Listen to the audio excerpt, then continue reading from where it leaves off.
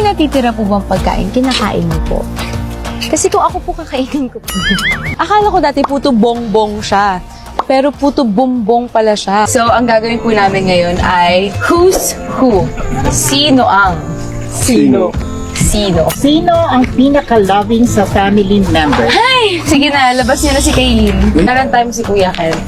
Pagising siya, sabi niya sa akin, Kay, gisingin mo ako mamaya kasi may tournament kami.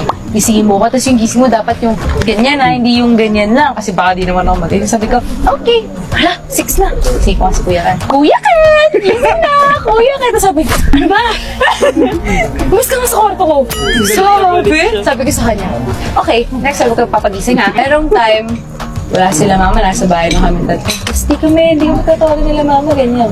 Mas biglang tumawag sa mama. Sabi ko, finally, tumawag na siya. Besi Bambang! Kumain na si Bambang! Kumain na si Bambang! Kami, hindi pa kami kumakain. Sabi niya, I love you so much, mama, chup-chup. Charap-charap, charap-charap.